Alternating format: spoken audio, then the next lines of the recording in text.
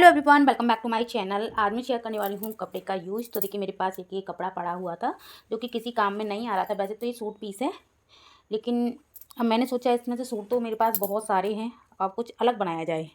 तो वैसे तो 2 मीटर है पूरा। अब इसको मैं सबसे पहले करूँगी 4 कलर फोल्ड, जो भी मैं बनाने वाली हूँ उसके लिए। बहुत ही अच्छा सा आइडिया है, आप भी ज़रूर बनाना अगर आपके भी पास इस तरीके का कोई कपड़ा पड़ा है। तो ये 4 फोल्ड होकर पहले काम नहीं चलेगा, क्योंकि ये अंदर से निकल रहा है, इसीलिए तो हम करेंगे इसको पहले डबल फोल्ड। तो इसकी लंबाई और चौड़ाई आप लोग को बता दूं, मैं बता रही हूँ बच्चे के लिए पैंट। तो बच्चे की जो हिप्स है वो है 25.5 इंच की, मतलब 25.5 इंच की, और लंबाई है 33 इंच की टोटल। तो 25.5 इंच इसकी हिप्स है, तो उसका हमें चौथा हिस्सा करना है। और मैंने जितना ये फोल्ड करके रखा है वो आपको एक बार दिखा देती हूँ। और मैंने उसी हिसाब से फोल्ड करके रख लिया जितना मुझे चाहिए। तो मैंने इसको रखा है 12 इंच पर फोल्ड करके। सबसे पहले हमें करना है 25.5 का चौथा हिस्सा, तो करीब 6.5 इंच हो जाएगा। ठीक है, अब इसमें हम 1 और 2 और 3 इंच एक्स्ट्रा रख देंगे। तो यहाँ पे हमने ये 9.5 इंच पे एक निशान लगाया, एक थोड़ा नीचे की साइड में 9.5 इंच पे निशान लगाना है।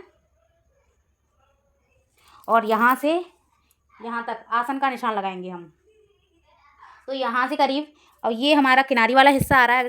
किनारी वाला हिस्सा आपके में भी आ रहा है, तो आपको ज़्यादा इसमें दबाने की ज़रूरत नहीं है, क्योंकि एक ही बार फोल्ड करना पड़ेगा। फिर अगर बिना किनारी का हिस्सा आ रहा है तो इसको हमें फिर 2 बार फोल्ड करना पड़ेगा। लेकिन इसमें आ रहा है किनारी वाला हिस्सा, तो मैं इसमें, और आपको एक चीज़ और देख लेनी है कि इलास्टिक आप पतली वाली डालने वाले हो या चौड़ी वाली। तो मैं इसमें पतली वाली इलास्टिक डालने वाली हूँ, तो 1 इंच हमारा ये ऊपर से फोल्ड हो जाएगा।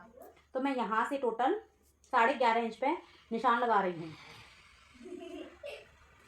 1 इंच ये यहाँ पे चला जाएगा, सिलाई में फोल्ड हो जाएगा। तो ये हमारा 10.5 इंच पे ये आसन का निशान मैं लगा रही हूँ, क्योंकि बच्चे का है तो 10.5 पे काफ़ी रहेगा। फिर ज़्यादा नीचे कर देते हैं तो फिर ज़्यादा नीचे लटकता है फिर। तो ये टोटल 11.5 पे हो गया यहाँ पे। इसको यहाँ से सीधा कर देंगे पहले निशान को, और ये हम यहाँ से देखिए करीब 3 इंच का हमने हिस्सा रखा है एक्स्ट्रा, इसको इस तरीके से मिला देंगे।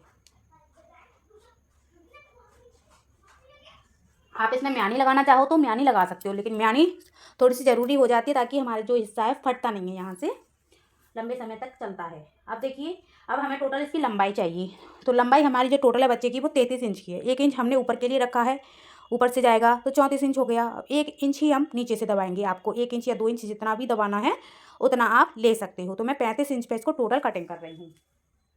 तो यहाँ से मैं ऊपर से बराबर 35 इंच रखूँगी, देखिए यहाँ से, और नीचे तक रखते हुए अच्छे से निशान लगा दूंगी 35 इंच पर। ये हमारा निशान हो गया। अब यहाँ से देखिए, थोड़ा सा आपको अब यहाँ से देखना है कि ये जो पैंट की जो मोहरी है वो आपको कितनी चौड़ी रखनी है। तो मैं 6 इंच पे रखने वाली हूँ पैंट की मोहरी। तो यहाँ पर 7 इंच का एक निशान लगाऊंगी इस तरीके से, और ये वाले निशान को उस निशान से मिला देना है। तो चलिए इस वाले निशान को हम इस निशान से मिला देते हैं ऐसे करके, और यहाँ से इसको सीधा ड्रॉ कर देते हैं। तो ये हमारा एक पैर का हिस्सा है अभी, क्योंकि यहाँ से बीच में से कपड़ा निकल रहा था। मैंने 4 फोल्ड करके देखा तो फिर मैंने पहले 2 डबल फोल्ड किया है। अब चलिए इसकी हम कटिंग कर लेते हैं। तो देखिए ये मैंने कटिंग कर दिया है। अब इसको हम पहले साइड में कर देते हैं। अब इसको हम एक बार और फोल्ड करके बिछाएंगे, क्योंकि अभी हमारा एक ही पैर का हिस्सा निकला है इसमें से, इसीलिए। अब इसकी जो चौड़ाई हमने ली थी उसी के अकॉर्डिंग इसको भी बिछा लेते हैं पहले। तो देखिए मैंने कपड़े को अच्छे से फोल्ड कर लिया है। अब ये जो हमारा पीस था इसको हमें अच्छे से इसके ऊपर से बिछा देना है।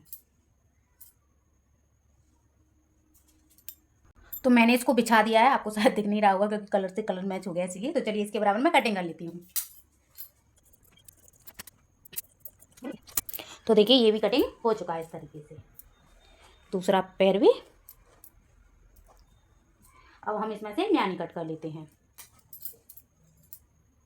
तो देखिए इस तरीके से मैंने इसको दो कपड़े कट कर लिए हैं, क्योंकि आगे पीछे दोनों तरफ हम लगाने वाले हैं। इस तरीके से एक बार और फोल्ड करना है। अभी मैं आपको इसका साइज बता दूँगी।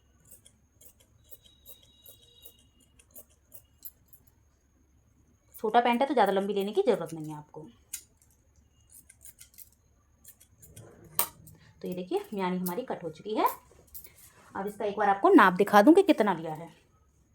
तो देखिए 4.25 इसकी चौड़ाई है और 5 इंच इसकी लंबाई है। तो आप इसमें इस तरीके से थोड़ा सा कम या ज़्यादा ले सकते हो, अंदाजे से ही मैंने लिया है। अब चलिए इसको हम साइड कर देते हैं और कटिंग पे चलते हैं। तो अब इसकी सिलाई भी कर लेते हैं। और देखिए ये मैंने एक पैर का हिस्सा ले लिया है। अब सबसे पहले मैं इसमें म्यानी को जॉइंट करूँगी, जो हमने म्यानी को कट किया हुआ है।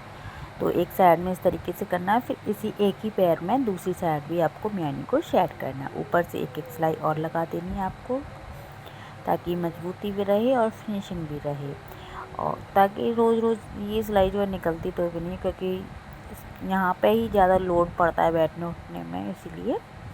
और देखिए इस तरीके से दूसरी तरफ भी मैंने म्यानी को अटैच कर दिया, ऊपर से एक सिलाई लगा दी है। और जो दूसरा पैर का हिस्सा है अब उसको लेना है, और जो दोनों आसन वाला हिस्सा है उधर दोनों हिस्सों को मिलाते हुए म्यानी के साथ में इस तरीके से सिलाई लगा देनी है दोनों तरफ। तो चलिए मैं इसमें सिलाई लगा लेती हूँ, और सिलाई लगाने के बाद में ऊपर से एक सिलाई और लगा देंगे, इसको सिलाई को दबाते हुए अच्छे से। तो मैं जो भी काम करती हूँ सिलाई का मजबूती से ही करती हूँ, चाहे 2 सिलाई हमें एक्स्ट्रा लगानी पड़े, लेकिन काम मजबूती का होना चाहिए, ताकि रोज़ रोज़ सिलाई लगाने का झंझट तो भी नहीं रहता। नहीं तो कभी कहीं से उधड़ गया कपड़ा, कभी कहीं से उधड़ गया, तो यही टेंशन लगी रहती है। अब देखिए इसका जो नीचे मोरी वाला पार्ट है उसको मैं फोल्ड करके सिलाई लगा देती हूँ दोनों पैरों के हिस्से को। तो मैंने ये सिलाई लगा दी है।